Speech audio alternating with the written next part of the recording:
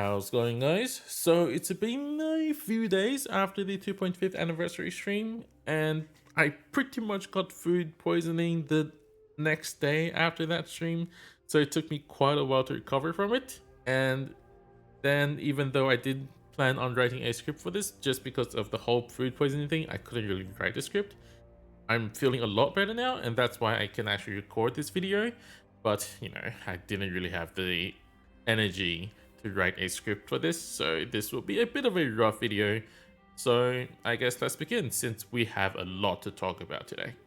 So this time we actually have 3 operators to talk about. You know me, usually I just skip over the 5 stars, but this time I have to talk about the 5 stars. Why is that? This is Black Knight. So, this skin pretty much explains everything, right? You know me, I like this skin. Just get her, trust me. But not only that, okay, just joking aside, just not only that, Black Knight skill 2 is actually really important. She actually plays a critical role in max risk clear in CC Season 8 with her skill 2, and I think it's Kafka with all the sleep strategies, so definitely get Black Knight if you can. Then there's the 6 stars. So, who shall we begin? I guess we can begin with Ling. I guess that's a better choice here. So, Ling, she's a, 6-star summoner. She's pretty good, as all summoners are, but, you guys know how, like, the prior summoners, like Mayor, Scene, even Deep Color, they have this little thing, right? They not only take a lot of deployment limits, as all summoners would, but they're also really tricky to use. You have to learn the map, learn where the enemies spawn, learn where to place your robot or whatever you're summoning. Also, you have to time when to use the skill, blah, blah, blah, blah, blah. A lot of things to go through. Let me tell you, Ling ignores pretty much all of that. She still uses a lot of deployment limit. It is still always good to know the map, no matter what anyway. But Ling can pretty much first try a lot of maps easily because of how brain deadly OP she is. Now, let's take a look at her talents first, I guess. So her first talent is, oh shoot, talents. Wait, how does talent? Here we go. I haven't used this UI. This UI is really confusing. As you can see, I unlocked the 3rd module and I haven't unlocked this. I haven't opened this page up for a while, so excuse me for that. So her first talent is that she can summon from 3 at E0 to 5 summons at E2. Really simple. The effect, like what the summons do, depending on which skill you've chosen for her. Now, her skill 2 is that whenever her summon is defeated, consumed, or and also retreated, Ling will gain 3 SP and plus 3% attack. Now, this attack will actually stack up to 5 layers, so you're looking at up to 15% attack. Also, if you get to P5, the SP gain actually goes to 4 SP each summon that is consumed or whatnot. So as you can see, this is definitely going to play with her skill a little bit. So we'll actually explain like how some of her skills actually benefit from this talent quite a lot. So, her skills. Pretty much her summons. What do they do? First skill is that she can summon a ground unit. Block 1, really meh stats, and you're pretty much never gonna use this skill unless you don't E2 her, or you didn't get her E2 in roguelike. So pretty much what this thing does is single target damage, physical damage, 500-ish attack, blocks 1. Not that good. I think he costs 12 DP to deploy. That goes to 9 DP if you have the module unlocked. Sorry, one thing, you must unlock module or Ling. You at least level 1 module Ling. Me personally, I'm a level 3 module guy because I really like Ling's thing. So at least module if you ever want to use Ling, because the DP decrease for all of her summons is huge. And once you activate her skill, so there's not only just summon, there's also you can activate the skills. Ling and her summons will gain plus up to 50% attack and plus up to plus 50 attack speed, and the damage of the summon will become arch damage, and whenever she activates a skill, she will gain 1 summon. Pretty simple, not the most useful. As you can see, I didn't bother M3 even though M3 the 2 other skills. There's a reason why. Now, skill 2. Skill 2 is that she will summon a ranged unit. So skill 1 melee, skill 2 ranged. Pretty balanced at this point. The summon actually deals arch damage, which is interesting. So even though the actual raw damage is still really low, at least you're doing consistent damage since it is arts.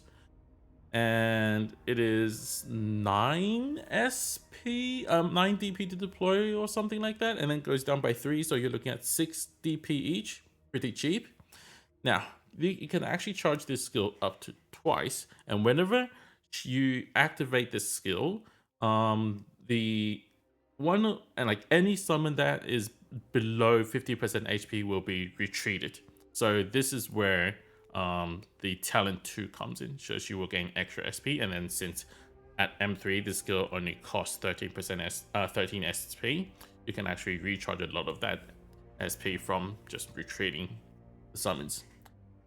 Whenever she activates the skill though, Ling and the summons will each attack 2 enemies in their respective attack range and deal up to 450% damage as arts attack, and bind those 2 enemies for 3 seconds. So if you summon a lot of them, you're looking at like over 10 binds. It's rare, but it can happen, and that is actually very, very strong. So 3-second bind, plus you can do double charge, you can do, well, like pretty much 6-second bind. And then if you can retreat one of the summons in the process, you can even do like triple binds. So this is why I actually M3 this skill, because sometimes I actually do use this skill in roguelike. It's a pretty good skill. I would recommend you to M3 this skill. Now, here's the real deal, right? The real biggest reason why Ling is just brain dead OP. Skill 3. Even though I really wanted to have a showcase of skill 3 actually being used, but time reasons I can't really do it. Please find a showcase video because this skill is actually super impressive. So the summon for skill 3 is a melee unit that has over 5,000 HP, if I recall correctly. Over 3,000 HP, right? So at level 90, Ling level 90. So this dragon's stats actually based on Ling's level. You're looking at 3,600 HP, 800 attack, block 2, dragon. The interesting thing about this dragon is that you can combine 2 of them into a huge dragon that is like 8,000 defense over like almost, I think 1.6k, 1.5k attack, and then block 4, huge dragon. So super tanky, super high damage, and whenever Ling activates this skill, Ling and the summon has plus 100% attack, plus 100% defense. Also, these around the summons, she will deal arch damage to surrounding enemies once every 0.5 seconds. Even though the damage is only 20% of Ling's damage, it actually stacks up quite quickly. So you're looking at 40% of her attack as arch damage per second. And then since she does have the plus 100% attack, that's like over 400-500 arch damage per second. AoE, pretty good. Oh, also did I mention the big dragon actually is block 4, hit 4, if I recall correctly. Yeah, pretty insane. So this is pretty much it.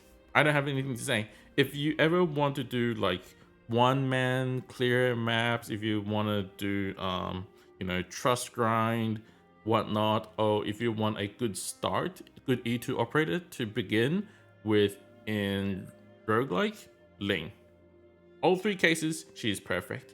A bit of a spoiler alert, if you use Ling in chapter 10, it's actually like super easy. It makes the thing super easy. Sorry, that's Ling. Also, she's limited. Any more reasons to not pull her? Oh, sorry, she's super waifu. No reasons to not pull her. Now, next, Lee. Many of you would know that I'm not a furry. I am 100% not a furry. But I would actually recommend you to level your Lee at least to level 60 so you can unlock his module. We don't have the module for this archetype yet. So pretty much what happens with this archetype module is that for usually every 3 seconds they will take 3 DP away, right? So whenever you deploy J or Lee, usually without modules, you don't recover any DP whatsoever. Every 3 seconds they take away 3 DP. Now with this module, you can actually, they only take 2 DP every 3 seconds, and you can actually slowly regenerate DP. So this is actually a very useful thing in roguelike. So if you ever want to use these archetype in roguelike, definitely unlock the module. Now, Lee is obviously a J-type operator, and he is super OP. And there's actually a lot going on, but as long as I mention his talent, you will immediately understand why. So let's take a look at his talent first. Everything else is beyond the point, to be honest. So his first talent is that whenever Lee is blocking an enemy, the enemy will have minus 14 attack speed, but his own attack speed is increased by 14. So slowing enemy's attack speed is already greatly going to improve his survivability. And then this effect is actually doubled if there is only one enemy within the surrounding 8 tile of Lee. So a 3x3 around Lee, if there's only one enemy in there, that is minus 28 attack speed on enemy. Super good skills, great survivability. Second talent is that whenever the trait is taking SP away, if there is enough extra DP to cancel, to take away, Lee will take away 5 DP and cancel out the next stun or freeze applied to him, and then in return stun the damage source for 3 seconds. It sounds weird. I didn't make it straight away enough because it's translating. So pretty much what is happening is, I believe many of you know there is a golem in roguelike that is in the 3rd floor, right? The 3rd floor boss golem, if you guys know that guy stuns you, right? If you use Lee against him, what is going to happen is whenever that golem tries to stun Lee, Lee will counter that stun. So instead of Lee getting stunned, he will instead stun the golem for 3 seconds, and Lee will just ignore the stun completely. Is that enough explanation for you to pull Lee? Because for me, that's enough. This talent is actually so important because, as we all know nowadays, because we have Summer Cham, we have Surtur, the dev is trying to implement things to counter them, right? So what they will try to do is they'll let you can't just block your operators from attacking whatsoever if possible. So the previous event when we had the knight, that actually just can't let you can't attack, or they will stun you or they'll freeze you, one way or the other. And with Lee, you can just ignore those mechanics. He makes a lot of the future content easy mode. Roguelike, he is also perfect because, you know, he's got great survivability and he's just good all-rounder. But the main thing that I would 100% recommend to you to pull him is exactly because of that. The devs are making so that Lee is great. The devs are inventing, making the new events in such that Lee is great for that. Not that Lee himself is super OP.